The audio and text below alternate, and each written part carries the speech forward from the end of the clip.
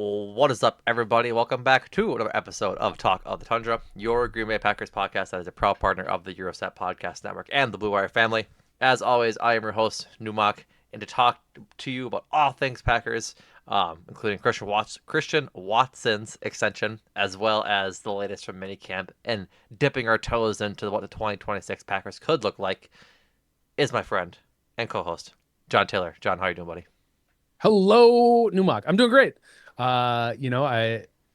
kind of talked about what I'm excited about. That Watson deal came in, and for immediately I was very excited about it. And as the details have come out, it is only what more and more beneficial for the Packers. I think it clearly gave Christian Watson the security he was after, but I think, you and I briefly talking about it, I think you and I both had this number probably being closer to that 30 million Alec Pierce range, and to have Yeah. it be reported um, in what the like 27, 26 mil range, Yeah. and having it be much lower in the effective cap space has been really, really awesome Yeah. to kick off minicamp. The actual term is 4 years, $92 million with a $31 million signing bonus, and I think he gets 35 or not 35. I'm sorry, he gets a good chunk of that this year. Like I think he gets his signing bonus this year because that's guaranteed at signing according to Spotrac, and then he'll obviously get his like salary this year. But I think the majority of his of this cap or of this deal is coming, or of the guaranteed money, I should say, is coming this year, which is like all well and good for the Packers. It is essentially a 2 years and we'll see deal. Like I think this deal worked out great for like both sides. That Christian Watson obviously gets a lot of guaranteed money right away, right now, and then he also gets a chance to produce over the course of the contract to where by 2030, which I'm sure will be restructured if he gets to that point anyways, he'll have a base salary of 17 million, decreasing in 20 after 2029's base salary of 19 million. And so I think like honestly great work by Russ Ball and the boys because Yeah, when this yeah, happened I had friends like ask like what are you doing, and people all over Twitter were like it was X amount of money per reception, he's never went over 600 yards, this that and the other, right? But hashtag ball knowers know that one, Christian Watson, after his hamstring injuries and tearing his ACL, looked really good last year coming out of his injury, only playing half the season. And when he's healthy, he's very good, and also integral to the Packers offense. So the Packers weren't going to let him see free agency in the first place. And I think there was a mutual understanding from Christian Watson's camp and the Packers that yes, he hasn't been available. Yes, he wants to be a Packer. How can we meet in the middle on a number that you're happy with that also makes us happy to give it to you, kind of thing. totally. Yeah, I'm right there with you. In terms, I saw a lot of that. Well, it's if you look at how it hasn't even broke 700 receptions Mm-hmm. in a season or yards in a season, production, blah blah blah blah blah. Like you said, ball knowers know that he is the straw that stirs the drink in our pass game.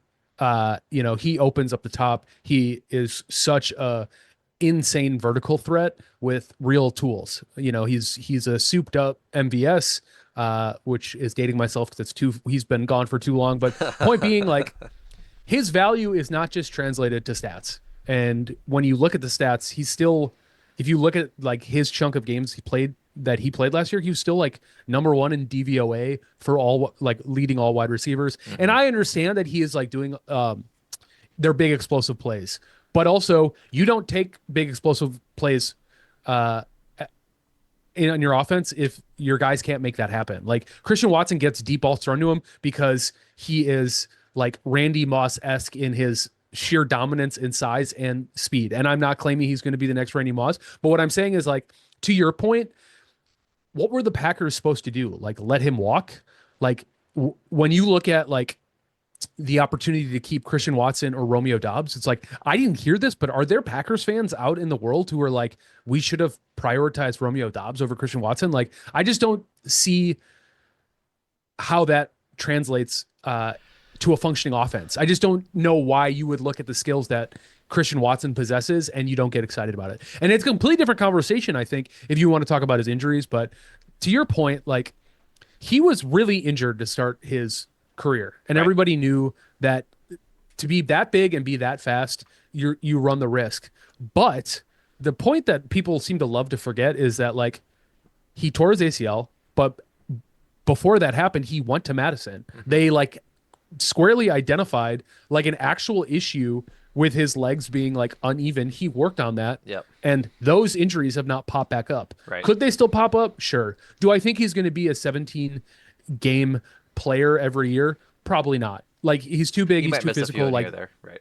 but if you're getting 13 to 14 games out of Christian Watson, especially like meaningful games down the stretch, this contract, even before we got the details of like the how it actually is way more favorable for the Packers than we thought, Hmm. was still a great contract to me. Like you have to keep guys in your system if they can produce, and Christian Watson can show that. Jaden Reed showed that, and that's why he got signed, right? So it's Hmm. like we talk about all the players that were leaving, like Christian Watson, by the nature of who he is and what he can do, has to stay on this team. Like there's that old adage I feel like I've heard every Packer pundit and podcaster just say like you get paid for future production. And it's like Yep. Christian Watson at this contract, if he delivers 80% what you think he can deliver, Oh, it's will outplay this contract in hopefully by next year. right. Like he can prove that value almost immediately. Yeah.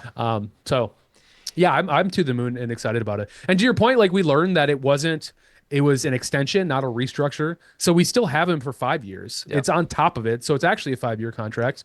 Like you had mentioned, it originally was reported as 31 million in guarantees. And we were wondering, what does that look like? Like, Right. is there going to be any extra guarantees? And it's just the It's a, only guarantee it's yeah. money It's is that 31 million. yeah. It's Yeah. just a signing bonus. It's just that signing bonus. And that means that it's 35.8 total for all 5 years, right? 4.8 of it was this remaining year. Yeah. So that's what you're kind of talking about. Yeah, it's a fantastic contract, breaking it down a little bit deeper, like Spotrac and stuff like that. That means there's 10.3 million in in-game roster bonuses, Yeah. which is like where he's going to make all of his money. But it shows a savviness by the Packers to say like, hey, if you didn't get hurt and you didn't have this history, you'd be either with us or somewhere else making north of 30 million. Right. It didn't happen. So we're not opposed to paying that, but like, why don't you prove it? Yep. And it seems like Christian Watson has always had the right mentality about that. He took the 1 year extension, so that didn't get weird. This contract proves like I think this guy understands that like he needs to string together productive seasons to get to where he wants to be in the NFL. And maybe it's because he was an FCS school guy. But like he's not prioritizing money clearly. I think he's prioritizing more, and I think that's really exciting and something that's going to be really important, especially in this wide receiver group as like things have become more solidified. He is the wide receiver one. There's no arguing that, and I think when your guy is willing to say like, "Hey,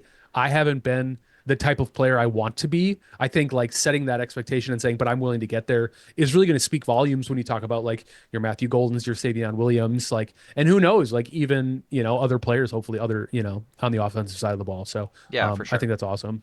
Oh, for sure. Yeah, He, to your point about him having the right attitude, like I think he understands. I think like everyone involved in this situation in the contract extension um, room essentially understood both sides, right? And Ryan Wood had this last week, or I'm sorry, yesterday, June 9th, talk with Christian Watson after the first day of minicamp. This is Ryan Wood's tweet quote, or after signing his extension, Christian Watson knows there's nothing more important than having a full 17 game season. He's not shying away from what that could look like. He said, quote, I definitely want to have double digit touchdowns and I want to have over 1,100 yards. Like, end of quote. I think that's well within the realm of possibilities for Christian Watson. I think we'll touch on this later too. Like the room being cleaned up a little bit with bodies, I think definitely opens up that possibility for him. But to your earlier point of like, were people clamoring for Romeo Dobbs over Christian Watson? I could think of like maybe two guys' dads who might be interested in that in that yeah, possibility. But like from a pure football perspective and not a injury perspective, like all things equal, both guys healthy, both the guys 17 games, it's Christian Watson all day long. Like it just is. Like I don't get me wrong, I liked Romeo Dobbs. I liked what he brought. I enjoyed his time in Green Bay, but his skill set is that of like the last 2 years solid catching the ball, but not doing much with it after. Like he caught the ball and was tackled pretty close within. Never broke away from guys big time. Like he always did work within that sort of 5 to 15 yard ish range. He had some long touchdowns, but it's not his forte. Christian Watson can play anywhere on the field. He can run all his route tree is incredible. And so he just is the better player, which is Yeah. proven by them letting Romeo Dobbs walk and then signing Watson to his extension. Yep. Big time. Um, yeah, there's not much to add. I think that you summed up perfectly. Like you don't win championships with possession receivers, Right. and that's what Romeo Dobbs is. And that's no knock on Romeo. He's going to be a fantastic number two. I think even like with the AJ Brown trade, I think maybe Brian in our Discord, which you should sign up for, GSPN. Where we're talking Packers stuff. I think he mentioned like, oh, I hope Romeo Dobbs isn't upset about AJ Brown. It's like that dude signed there knowing he was Yeah. going to be a wide receiver too. I Like the he GM in is. New England had to tell like Romeo Yeah, Dobbs and company like, hey, we're trying to trade for AJ Brown. Like you're going to be a yeah. part of this squad, but you're not going to be the one. Yeah. The good news for them is it's those two receivers in New England and everybody else. Right. There's nobody else, so he's still going to get plenty of opportunities. He will get plenty of Um, balls thrown his way. yeah, absolutely. Absolutely. But yeah, I mean, I just like going back to that contract. Like, I love those in-game bonuses. I think that is like, I want him to get paid as long as he's playing. And I think Right. like that, how, as a Packers fan, you're talking about it really only being kind of like a $92 million extension when you include this year over the 5 years. Like, it's really, really favorable for the Packers. Like, when you look at the actual base numbers each year, it puts him in like what? Like, I think like the top. It's like it was top 30, but not 30. I think it was like 27th, 28th. Like it was. Yeah, exactly. Yeah, it's like within the top 30, and it's like ultimately ends up being like high wide receiver two money. Yep. And like Bears fans and Packers haters will be like, yeah, that's what you should pay a guy who is a wide receiver two. But it's like everyone knows he's got wide receiver one explosivity. Like, Yep. he's he it's only a matter of time if he's able to stay healthy. There is no world in which I think that he doesn't produce wide receiver one talent. It 100%. truly to me is Christian Watson playing. He is a great player. Is Christian Watson injured? This contract's going to be bad. And I know that you could say that for most players, but like him specifically, that is going to be what his entire career hinges on. And I think it's a perfectly valid and smart bet for the Packers to say, yeah, we want to see you do that in Green Bay. So, 100%. I think it's like, especially like you're looking at like the outs, like truly after those first 2 years. So years 4, 5, and 6, they can get, or 3, 4, and 5, sorry, Yep. they can literally get out of that contract whenever they want. Yep. Right. Like they have all of those outs in 28, 29, and 30. Dead And you're money talking of about getting, $21 million too. Like it's not bad at all. no. And there's a lot of mechanisms to get a lot of savings in the back end if they do want to release them too. It becomes almost smart. I think like if Christian Watson stays healthy for the next 2 seasons, this is like a classic restructure. Yeah. They'll push this out for like another 2 years and kind of soften that That cap hit below. as it goes. Right. But I think like it makes perfect sense. But yeah, I'm super happy about it. Like I said, I think like what it really does is also clear the way to finally get some other big extensions done, especially like this one is great because it was a no-brainer. Yep. Tucker Craft is also going to be a no-brainer, but what I really like is I would love to know how you felt, but like part of me was a little scared that Christian Watson's contract could negotiate in a way that could really strain their ability to just kind of lock down Tucker Craft, which I Agreed. think is quickly becoming probably in the next 2 to 3 years, maybe the best tight end in the league. Yep. And I think like there's a lot of conversations that like he's probably going to reset that market. And at this point, not having to worry about Watson, they might not have to nickel and dime him so hard because I think that one's super important, right? And then obviously, we can have conversations probably next episode when we talk defensively, and we probably should earmark this. Like, do you even offer Devontae Wyatt a contract extension? Has he done enough? Like really like to like lock him down to like and that that's something we can talk about later. But We'll tease it's that just with the caveat that I think it was Goody caveat away. with the fact that Goody said that they want to get Tucker done by before training camp, and they would like to get a Devontae Wyatt contract done before the week 1. It's like Yeah. they are working on them. Yeah. But like to your point about being able to the worry with Christian Watson's contract muddying up what we could offer Tucker Craft, I think the hesitancy before all this was if Christian Watson comes in at Alec Pierce's number, which was 4 years, 114, like that's what 12 million or sorry, $22 million more than what they were what we think they'd be able to work with. And so, yeah, I'm very happy that the number came in where it did, that Christian Watson is able to get the money that he did, and now they can focus on, honestly, like you said, resetting the tight end market with Tucker Kraft's extension. Yeah. And I just want to encourage Packers fans to understand that, like, A, it's not your money. Nope. So really, like, all of these value judgments are like, does it put them in cap hell? No. Awesome. And Is it's the not, player they worth? have the people to do that. Like Russ Ball is a wizard. We don't have to Yeah. worry about it Yeah. ever. Yeah. I mean, it's funny. It's like, yeah, I mean, the ethos in the Packers are great. We're going to give you contracts that we can get out of. Do Yeah. you want this money up front now? And it's like most players are down for that. So Yeah. it makes perfect sense. So it's like, Russ Ball might be a wizard in a way, but it's also like people go to Green Bay expecting that these are the contracts they're going to get. And there's a reason why most agents aren't fighting the Packers super hard on it. It's like, Right. great, get your money now because most contracts aren't guaranteed anyway. Yeah. So it's smart Hilariously, for, yeah, hilariously, the only agents you ever hear of fighting the Packers is David Mulgeta because he does it with every team because he just yeah, wants every player of his to have the max contract. Like I don't think David yeah, Mulgeta signs a player unless they're on pace to become an All Pro. Like he just yeah. doesn't. He's not flirting with Brandon Cisse. He's not flirting with with any of these guys that are like the 90 or the 89th guy on the roster right now. He doesn't care. Yeah. Big Yeah. ballers only. Yeah, he's Rob Riggle in Step Brothers. He's trying to get his one big nut. He's commission based and he's trying to lock down 5 stars and call it a season, which good for him. And I'm sure That's he's got right. way more guys, but you Oh, for sure. yeah, I mean, and the thing too is like, you think about how good and savvy the Packers are. It's Mhm. like, did you see that report that the Bengals restructured Joe Burrow today? Yeah. And it was the first time they've ever restructured a contract in franchise history. Like I know the Bengals are famously cheap, but like what a wild way to signal to your fan base that you're not interested really in ever putting together a highly competitive product long Right. term. You know what I mean? To just be like, yeah, I don't know, this is the contract, play it out, and then we'll see what happens. Like, not having an owner, it's pretty awesome. Yeah, it's I say pretty it all great. the time.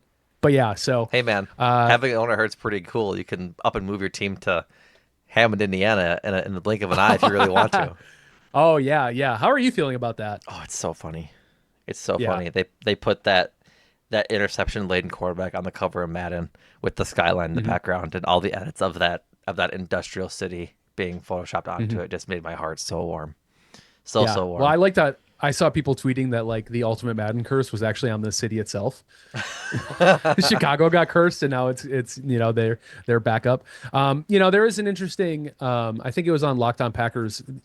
They had Lauren Cox on from the Locked On Bears podcast, and he was talking about how he's just not convinced that it still might not end up being in Hammond, which, as a Packers fan, it's funny to think about. But really, it's like this resolution that was passed apparently is about the same steps as they got on the Arlington Heights one. And then that other one they were potentially. So they're like, oh, yeah, we're voting to agree. We're going to explore this further. Yeah. So it's like pretty rudimentary. Nothing's certain. My guess is that it's like all things ownership. They're just trying to pull enough levers to acquire enough leverage to just do whatever they want. So it's not a foregone conclusion they're going to go to Hammond. And when you look at like the greater Chicago area, it actually maybe makes more sense. But it is infinitely hilarious as a Packers fan. But it's just a sad. I guess like the sympathetic part of me, which I'm not happy to. I'm about to admit, I am a little sad that a A franchise founding as historic franchise, right? is like not going to be able to stay in Chicago proper no matter what. Like it just seems like they're either going to Arlington or they're going to Hammond.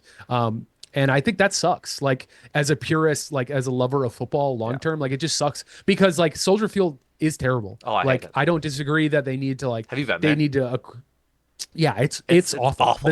The facilities are terrible, but the view rules. Oh, the I view mean, is like great. being on the, you know what I mean? And so it's like to lose that, just like it just kind of sucks. Yeah. But I'm not going to lose sleep over it. I just think like as much as it is fun to dunk on Bears fans, like it speaks to a larger problem, which is like owners really can kind of just bend the cities, the Yep. fans, and optics wise. I'm dealing with that in Portland with like the new Blazers owner. Like the Moda Center is fine, but it was like, yeah, we got to get these upgrades done. And if you guys don't pay for most of it, like I might not have a choice in the matter of moving. And Sounds it's like like a different none of that, small market none of that, major yeah, franchise. none of that is, None of that is true. It's just all optics, you know? And it's Right. like the Brewers, it's the same thing. Like they were like, hey, the city's got to get involved or we don't know if we can stay. And it's just like, it just sucks. And I don't love that fact, but No. that's that's a way bigger issue.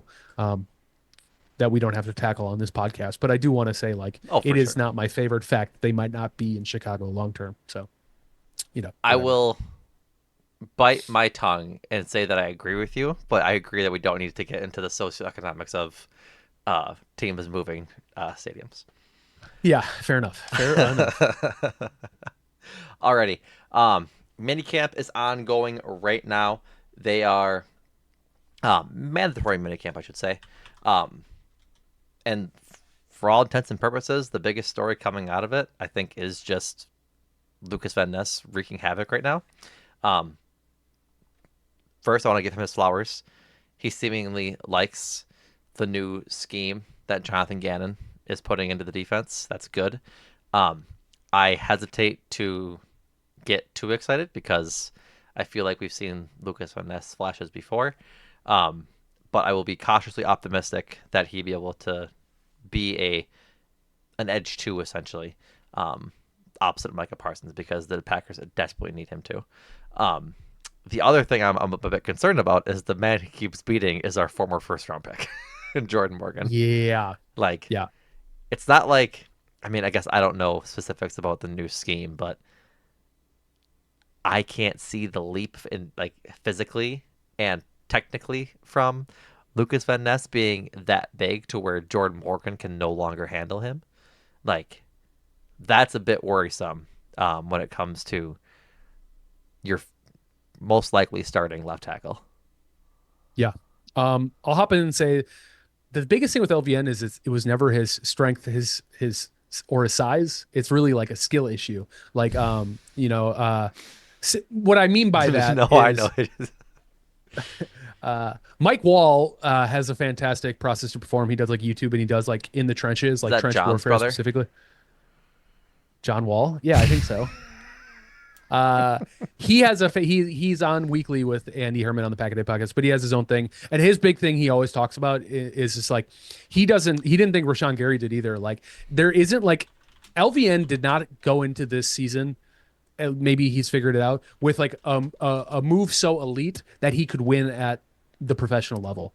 He does a lot of things well, but I think like more than anything, and to his point, he was like, pass rushers need to be like top 1% elite at some move. And his biggest complaint is he just doesn't think LVN has that. He's like, he's like, I get the appeal. He's a big, tall, impressive, like domineering guy, but like what happens when you get outplayed by a lineman? And what I'm excited about, and hopefully what will translate, is an off season or a full season with Micah Parsons, new coaching staff, new scheme. Like, does something get unlocked in LVN where they can make use of his like unreal athleticism? Mm-hmm. That's the thing I'm looking forward to. You don't win championships in gym shorts. So, like you said, like it's a huge grain of salt. But I think like moving on from Gary, like the third year for a lot of rookies is when you hopefully start figuring out what they can actually meaningfully contribute. And hopefully the rigors of a full NFL season don't detract. I will say to like what I was mentioning with Mike Wall, it's not just like injuries or inexperience is keeping them. They drafted yet again another very raw prospect. And hopefully he pans out at least as good as Rashawn Gary and obviously Right. hopefully more. The only difference is because Micah Parsons, you can pay LVN a edge number two contract, which, context will be less salty about as Packers fans Right. moving forward. So, but yeah, the Jordan Morgan point is huge. And you brought that part up and that has to get touched on as well. Yeah. Like I I think am, before you go into Jordan Morgan point, let's wait for the last part of the pod for that because I think that is one of my. okay. So you get to bring it up, but I don't get to. I Got brought it. it up. No, I'm kidding. I get it. I get it. Two It's things. all good. Two things. One, I apologize for the John Wall joke. My brain literally forgot Mike Wall as a person. I just thought it was some guy, and I forgot that it's like the former Packer offensive lineman. Yeah. Forgot my second point. just went away. So I wanted to apologize for that joke. That's Um, all good. I thought you were kidding, and then I did actually in real time as I was talking go, oh, he might not realize Mike Wall, but I was like, everyone else does. It's fine. It's everyone okay if else you don't does. remember, but Which he's just that like Super Bowl winning, I know. Which is you was know, he a part guard. of the like late Favre era offensive line with Tauscher and the rest of them? Because I'm pretty sure I had him on a poster in my bedroom as a kid. When was he? Um, When was he? When did he start? You know what? I have his page up. Googling, I have his page Googling. up right now. But my internet Yeah. is so bad, John. It takes forever.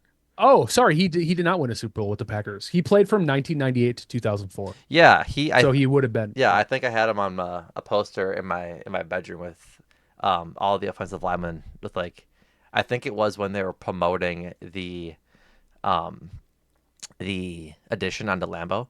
It was like him, Mark Tauscher, and the rest of like those guys whose names I am just eternally forgetting.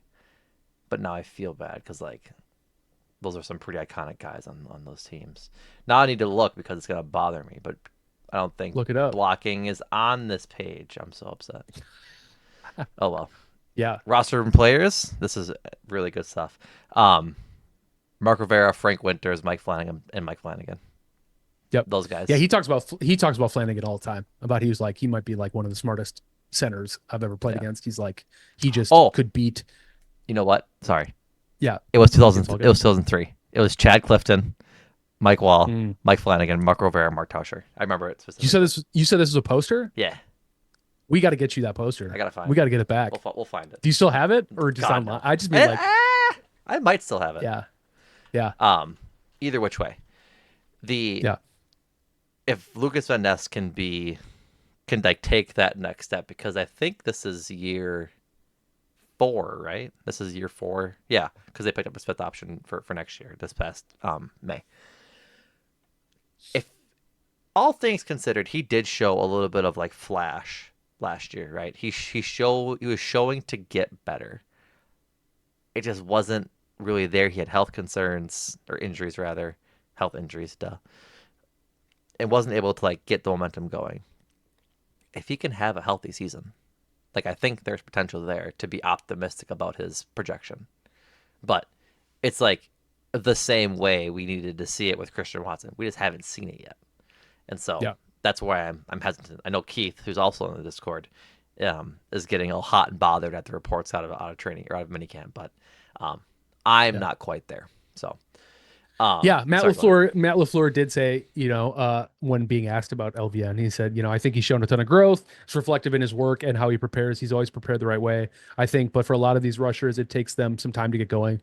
But I've been really happy without pads in terms of what he's been able to do. So, I think when your coach is making it a point to speak that glowingly, you're doing more than just figuring it out, and I think that's awesome. I don't think Matt LaFleur needs to be sending any additional extra praise if he doesn't earn it. And I think like clearly these like mini camp, he's definitely been the media darling that everyone is talking about. And then also, you think about like the second year in a row where Micah Parsons isn't just going like, oh yeah, he's a player. He's like, no, that's my guy. Luke's my guy. He's going to be great. And I'm paraphrasing, but to that end, I would just say that like, yeah, I mean, like it's context, context, context. Micah Parsons is going to get you enough. Lucas Van Ness possesses the motor to clean up a lot of things that Micah might not be able to. And I think if like they can both stay healthy, come back, learn how to work together, like the edge room gets way less scary if he's producing at a spot you want. And I think a lot of the conversations we've had leading up to this episode has been us going, if he doesn't figure it out, where does that leave the edge room? And I'm less concerned about that with how this mini camp is breaking. But time will tell. Time So will tell. The other big thing out of minicamp is that Jordan Love is throwing dots. Uh, yeah. there was a tweet earlier. Did I save it in my likes? I'm almost certain I liked it, but scrolling through my likes is a foolish thing to do because they're just endless. Um, I can't find it. Um, it was Jordan Love. Oh, you know what, John? I put it in the Discord, and it was today, so I can go find it. Great. Great. I know this is really great audio for Riveting. riveting audio. Riveting. Um, do.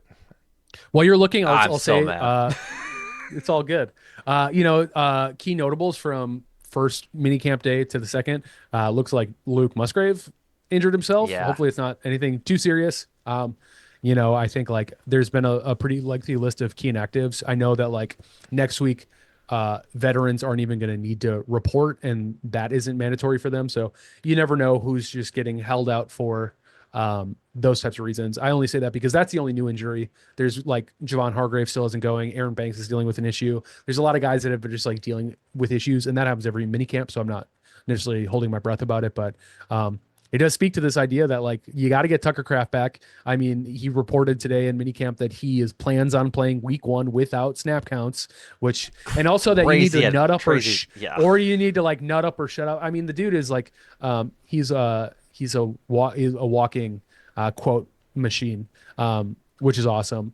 But I don't know. I don't love Luke Musgrave on this team. If you can get something for him, maybe you do that and you try to find a better blocking tight end somewhere else. I'm just not in love with this experience. Maybe it's one of those classic, like we trade our tight end for your tight end that isn't working out. It's just not working.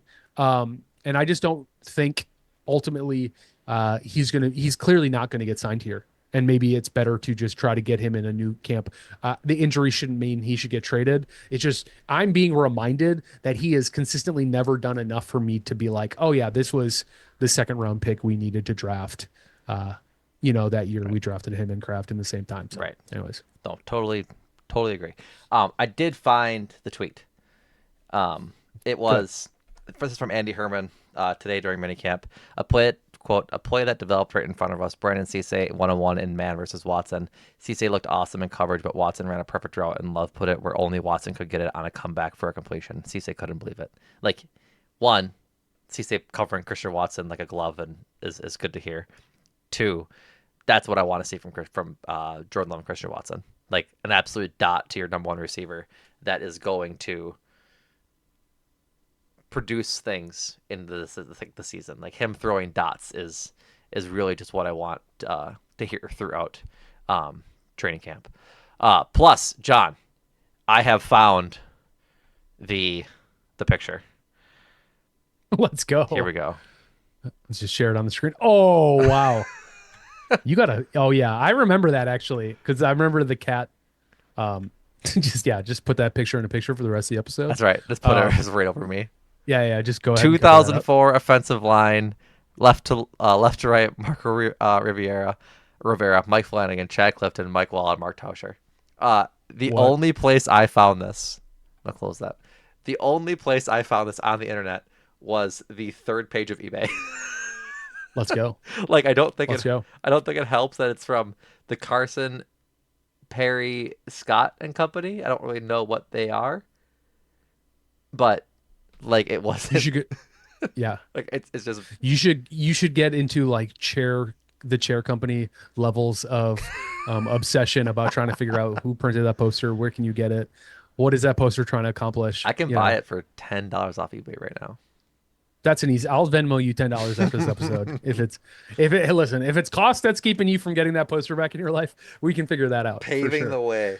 God, yeah. I'm about to I'm about to sell some retail Pokemon on eBay to cover it. It's no problem at all. That is Um, funny. yeah, All right. So, half hour to the pod. Good split up of current events and talking about future of this team. We're going to talk a little bit for the rest of the pod. I should say a little bit for the rest of the pod. That's literally an oxymoron. Talking about if X happens, the offense will be elite. If X or Y happens, if you're trying to be a math nerd, if Y happens, the offense will regress. So let's start with the quote unquote bad because I want to end with the fun. yeah. John, what are your thoughts on like looking at the offense as constructed right now?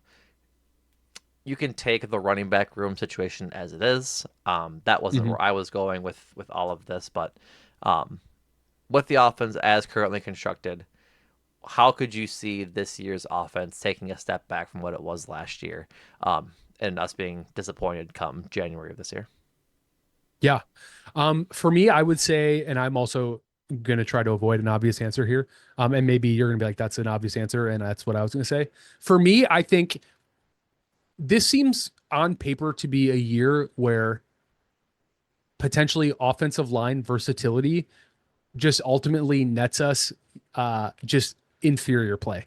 Like there is the more we get into it, the more I'm wondering if the Packers superpower of getting everybody versatile 1 through 5 down the line is ultimately going to hurt this team when it matters the most.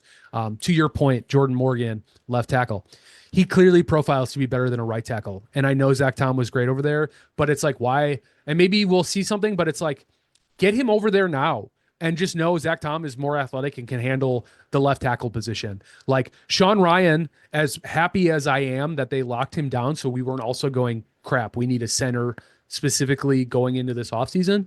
He was better than Elton Jenkins last year, but that's not saying that much when you really kind of look back at it. So that is something that gets me really nervous. You talk about the fact that Anthony Belton is playing right guard and he profiled to be like a tackle and he seems to be figuring it out, but it's like, what happens if he hits a wall? It's just like there's so much shuffling that the Packers did previously and have decided that it's good enough that I'm wondering, is this emblematic of a larger issue that unfortunately I don't know if you can swap or shuffle this specific chairs on the deck to make it feel better moving forward. And I think if they really kind of step in it in this specific area, it doesn't matter how elite I think Jordan Love is. It doesn't matter how hard Christian Watson can get open or Tucker Craft can split the seam. Like if they cannot pass protect and actually be able to block in the run game, our offense is going to stall out quick, fast, and in a hurry. Sadly, so that's my big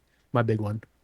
That was my my answer as well. I have a second one that I'll talk about too, but like to your point, I think like the lack of versatility is a problem in the first place, but also I don't think any of them are in the top 5 players like on the team.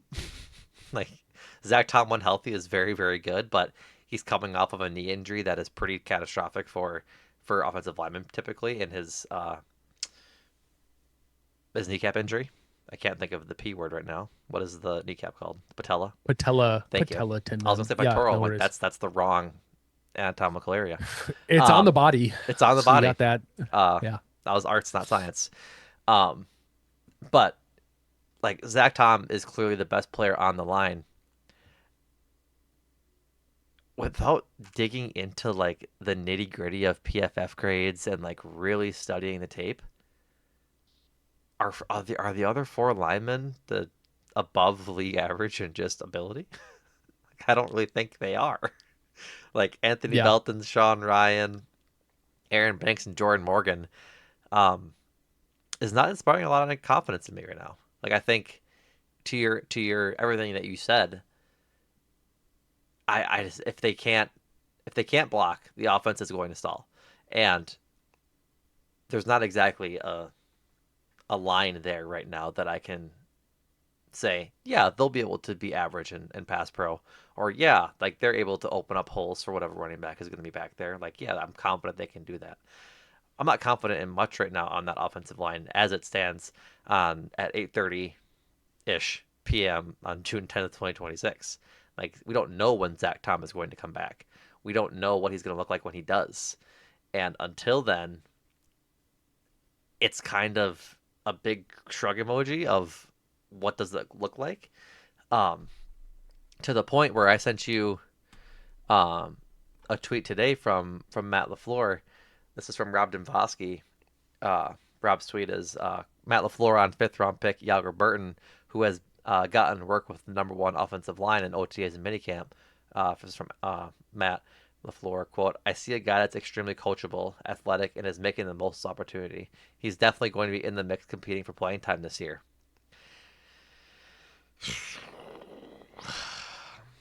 Am I happy we found a potential starter in the 5th round? Of course. Like this could be a David Bakhtiari situation if you're really shooting for the stars, right? I don't love it for that he's saying this in minicamp. Yeah. Like I'd like to see him in training camp before we get these things. But if the floor says that their rookie is competing for playing time, ugh, I don't love it. Yeah. I don't love it. Yeah. Yeah. Um, They have a history of the only counter I'll say is, they to that specific point, because I still think the line is a huge question mark. They're known for shuffling things around. oh for The sure. Aaron Banks injury stuff is not great, but it is an opportunity to really kind of explore some things that they probably never would. So, they picked up Burton in the fifth round, but they really liked him, and so I'm not surprised he's leapfrogged a couple of guys because he's toolsy in the way Zach Tom was toolsy, and it's like they're Right. probably going like, we should see if we got another Zach Tom on our hands. So like, I definitely feel okay about him getting those reps, but to your point, you're right. They are the sum of their parts, and their sum isn't great. So you got to really hope they find some new integers to really. We're doing the science part of that. Really boost this equation, if you know what I mean. But yeah, yeah. So yeah, that's a great point. What's your second? My second one was, despite the trimming of the receiver room, they're still lackluster. Like I don't think I need to worry about Christian Watson. I'm more so concerned about Jaden Reed and Matthew Golden. Like coming out of 2024, Jaden Reed had question marks about drops and just overall ability, like his overall ability within the wide receiver room. He started off 2025 really well. Had that near touchdown where he broke his collarbone and had his foot injury coming into last year. Like I'm sure you remember, and I'm sure fans remember too. Like the discussion on Jaden Reed coming out of training camp was like, "What are you doing? Like you have an insane foot injury that you're going to play through, and then ultimately breaks his collarbone, and it's a non-issue, unfortunately." But between him and year two Matthew Golden, who I'm expecting like big things from, if we just get lackluster results from them, it's basically Christian Watson and Tucker Kraft that need to produce, and that's a lot of production to put on the shoulders of two guys. Like I think Tucker Kraft can take it. I think Christian Watson can take it. But if this offense is to really click, they need the wide receiver 2 and 3 to be as dominant as they can. Like they just have to. Yeah, I think that's perfectly valid. I don't have much to add because I think you're right. I think like my only big counter or devil's advocate to your point is like I think Jaden Reed getting back, he's got to get his drop sorted. But it's like if he gets back to playing the way he did the first 2 years he was a Packer, like that is like dynamite explosive stuff. It's like to the Yep. level where it's like it's equivalent to the Watson contract. We're going to be like, oh, this is a fantastic steal. None of our guys are ever going to be like fantasy football darlings, and so I don't expect like any wide receiver to put up like unreal gaudy numbers. And I don't, you know what? I'll actually save this next point for the positive side. But yeah, I think there are ways to get our pass catchers more involved in specific and better ways. So I'm hoping. Clearly, we're hoping we're both wrong, and neither of these things happen. But I think like the clarity is nice, and I think separate of the murkiness in players' roles, I think like where this room sits and where these players are in their development, like kind of like the LVN conversation. It's like this is like when we should be seeing Reed show that he is one of, if we think he might be one of the better slot receivers in the league, it's time for him to do that. If we think Christian Watson is the X we think he is, it's like go prove it. So to your point, like you said, like we'll see. And unrelated, Gary Sanchez just hit a home run, so the Brewers are up 2-0 in the most hilarious series ever going on in the history of baseball, maybe. You and I have a connection unlike anything prior because I was literally trying to mute my mic to open ESPN because I was curious what the Brewers score was. Oh, I mean, listen, So I all appreciate the, you. yeah, I'm not going to flip the camera around so listeners and viewers can hear. I got three monitors and one of them is split up. I've got the game That's so funny. loosely. I've got the game loosely on a monitor, That's so somewhat funny. outside of my vision. So, but yeah, I think like, yeah, I think that's a really great point. So We can flip it. Yeah, go ahead. transitioning to the positive, Yeah. talk about like your if this happens, the offense is like top 5 in the league. I think you should go first, so I don't. If you snake my point, great, Okay. and that Um, and that's fine. Mine is like twofold. It's if the playbook trimming was sincere and they actually found offensive plays that they wanted to run that worked, and they're going to run them more, that means the ball is going to be in Jordan Love's hands, which will lead to more wins. Like that's just if the ball is getting thrown by Jordan Love more often than it has been in his Packers tenure thus far. They lean less on the run and they go more into just sort of an air raid offense. I think they're going to have a lot of success, which kind of like plays to the counter of my point that I just made that if they can rely on Christian Watson, Jaden Reed, Matthew Golden, and Tucker Kraft in not sequential order because Tucker Kraft will have more, but like if Matthew Golden is the fourth best target or the fourth best receiver, quote unquote, not position, but catcher of the football on this team, and he has like 700 yards and 6 touchdowns, like that means the other three have really launched themselves into a conversation about like where they are in the scope of the NFL. But I think that needs to start with the play calling from Matt LaFleur.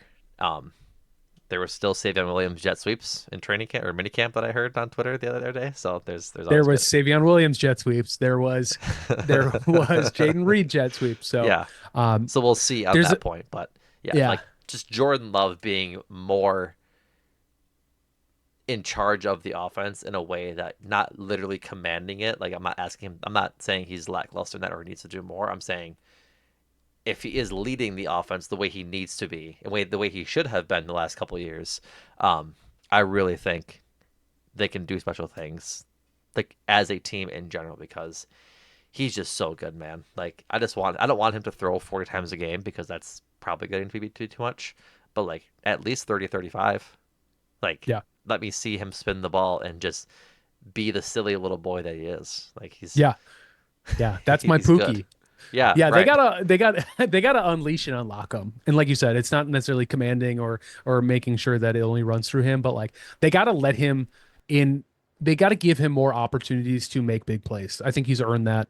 And to your point, like they're just not gonna win by playing ground and pound big with this roster. That's just like really obvious. And I think if Matt LaFleur and like to your point, just like scheming in general doesn't account for their inability to, I think, get in 12 and run jumbo, then I am gonna start going like, what are we doing here? Like, and I'm not an Matt LaFleur hater. That's reserved for Kelp in the Discord. But like, even I have my limits when I'm wondering why can't we see some very obvious changes and tweaks that need to be made. But I agree. I think like it starts with Jordan. It starts with more aggressive play calling. Like they need to capitalize on their explosiveness because they were fantastic at it last year. Like one of the best in the league, if not the best team at it. So do it more. Drop down to the fifth or sixth if you're telling me you're throwing the ball 20 plus yards five more times a game. Like that's great. You know what I mean? Like you don't win championships by being number one in DVOA either, right? Right. Most people don't even care about the stat in the first place. So, let's see them do it. Yeah, I mean, I don't care either. It's useful. Stats are useful to have conversations like this. But if we're getting lost in the sauce, being like, you know, interesting conversations about like, shout out, Keith. But if we're having conversations about expected pressure rates, about who's better in a year when we're like looking at raw production, like I just think we're losing the plot a little bit. So, Yeah. and that's no shade, Keith, No, love you, bud. absolutely not. But I just mean like in general. My big one is kind of in the same vein. So we can just kind of wrap this up and roll it all together. I think specifically this offense will be explosive if they give Tucker Kraft the opportunity to become the best um, pass catching tight end in the league. I Yep. think like his yards after catch ability is like now that Travis Kelsey is 78 years old, like pretty unmatched at the tight end position. And he's one of the better blocking tight ends. Like the dude is a monster in every way that you want and you hope out of your tight end. And I think you are talking, and I've already said this. I think we're talking about like the next Trey McBride, the next name whatever big tight end, George Kittle, like these upper echelon guys. I think if Tucker Kraft can come back healthy and ascend to that spot and earn that contract extension that I think he's about to get in the next like 40 to 50 days, then this offense is really going to hum. Because if you're telling me that Jordan Love is going to have a guy reliably that he can throw to across the middle in seams as coverage breaks down, then the line play gets less important. You know what I mean? There's so many things that having a number one pass catcher being your tight end specifically is just like is unmatched. I was watching like something on TikTok and my algorithm popped like it was like Mount Rushmore wide receivers, and it was a conversation between Peyton Manning and Tom Brady. I don't know the video. If you find it or if it comes across your feed, it's a really awesome conversation.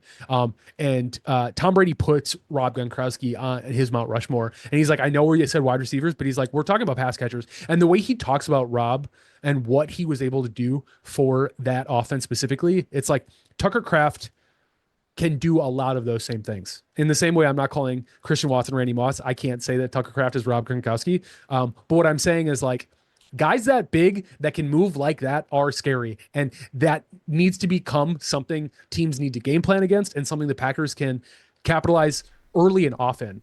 And I think that is how we find our defense, our offense unlocking in Yeah. that way. So I think in a way he's going to become the voice that the locker room needs. I think him and Micah Parsons are going to tear the locker room a new one. I think they're both pretty upset with how last year ended, particularly individually for themselves with their injuries, but also from a team standpoint, and just seeing the effort that was kind of being put in by some players. Um, I think they're both in line to be captains. I think Jordan Love will obviously be the captain on offense, but I think Tucker Kraft gets one too. Um, and for what it's worth, I think that he deserves it pretty good. Like he's definitely a vocal piece within this system, and I agree 100%. Like his if he continues to have the year he was having last year, he'll be one of the best tight ends in the league in no time. I think George Kittle said on a podcast this week. I saw it recently, um, but he's like, I expect Tucker Kraft to reset the market in the tight end conversation. He goes, and I expect like Trey McBride to like take that next step to be the number one like tight end in football. Which I mean, if Tucker Kraft is in the Trey McBride and Brock Bowers like discussion, which he already is, but like it's solidly like those three dudes. That's a great place to be. Just a wonderful yeah, place to be. yeah. Especially because it's like historically the tight end position has always been fine. You know, Jermichael Yeah, Finley was like the last time it was like, oh shit, we got a we guy. got a guy. Sorry, Ty. And you know, after injuries and just like bad blood, like that fizzled out pretty fast. So it's Yeah, like you kind of go down the rosters year over year and you go like, okay, there was some like, you know, there's been interesting the 1 year Bob Tunyon really hit it yeah, off, but it's like, but it's just like we have not had like a um threat. a threat um, in that position ever. And I just am envious of teams that have been like, oh yeah, our tight end is a problem, straight up. And it's just like there's a reason why teams probably went for what 14 tight ends in the second round this year. Yeah, Obviously, that's a little bit of hyperbole, but the not league is much. going that way. Not much, yeah. It's not really that far off. So, anyways, yeah, I think that's kind of where I think that's where the offense is sitting. I think like I'm trying to place who is the tight end of like the tens because it was like Michael Finley for a minute, it was Brandon Bostic for a minute. yeah, Oh, I forgot it was Jimmy Graham. there's Jimmy Graham for the smallest minute, and it was not good. That was his big signing right Yeah, before. That was Goody's big move before the Smith brothers acquisition. yeah, The you know the with yeah, Adrian Amos and yeah. yeah. So it's been a long time. I mean, it's you know, and it's not from a lack of trying, but it's like you know, the skill set's there. So, Right. um, cool. So, um, all right. On the next pod, we'll dive into the defense, talk about the good and the bad that could lead to a fun year with the Packers that way. Um, but before we get out here, John, who do you have winning the corrupt cup in the United States for this over the next month? Are you going Um, Portugal? Are you going United States? Are you going to go like I don't know Australia? Whoever's in it? Because I do not give a crap about it. That's not true. yeah. I should say that's not true. I can't lie. I will watch as a aggressively normie fan and call it Mhm. soccer the entire month. There's a world I don't watch a single game. Oh, I I did not know know it's that. I don't know what it is. I have never gotten into soccer and I can't as an adult. I love watching. I've learned to love basketball in a way that I didn't as a child. I've really fallen in love with baseball in a way that I never thought I would. I have not ever enjoyed soccer. And I was telling Andrew, formerly of Cruising for a Bruising fame, that if I was going to watch soccer, I should really try to like hockey because it seems to be a way more interesting version of the same sport. You don't like a So bit of footy, chap? Nope, I'm not a pitch bitch. I'm none of those things. I don't know. The World Cup seems to suck. Everyone agrees. I mean, the idea of the tournament is awesome, but you want to talk about socioeconomic problems and impacts, it's like there's no shortage of it. And it No, seems weird that like a lot of people are acting. This is this is another side tangent, but it's like it's so funny that people are upset now because it's actually affecting them. Because they could have went to these games, but they're too expensive. They could have done these things, but the stadiums are making these things a challenge. But when it's in Qatar, everyone's fine waking up at 4 a.m. to watch these games that's because they right. could never go. So it's like the selective outrage in sports is hilarious. I don't need to necessarily dive too much into it past. I don't care about soccer. I know you only did this to get my goat, and congratulations. I'm weirdly worked up about something I don't plan on thinking about much more after this. So, Do yeah, get into hockey. It's fun.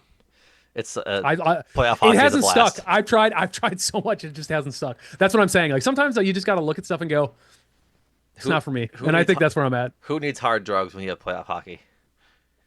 I mean, I don't do either, so I don't even know where I'm getting my fix. But we'll find. Maybe we'll find out on the next episode of Talk of the Tundra. Just maybe, John. Just maybe. All right, folks, that does it for this episode. Talk of the Tundra. Um, I want you. This is my best Uncle Sam impression. I want you to subscribe to the YouTube channel. We'll be live there all season long after post games that are late, which is a lot of them this year. All of our pods are there as well in video form. So if you're like, man, what was that poster Numac was talking about? I really want to see it. You can go to the timestamped part in the video and check it out because it was on the screen. Yeah, Yeah, go check out the YouTube. Subscribe there. We'd appreciate it. Um, I lost my train of thought. Check out Ty and Rohan on Eurostep as well as they break down all the prospects coming up for the Packers pick at number 10 and the Bucks pick in the draft at number 10 in the upcoming NBA draft, as well as have the breaking news of the Giannis trade when it does happen, if it does happen, I should say, which like when it does. hmm All things good over there. So, like I said, folks, next episode diving into the defense and whatever other news happens for Packers stuff. So, thank you all for listening. And John, you are allowed to say thank you. thanks, Numac.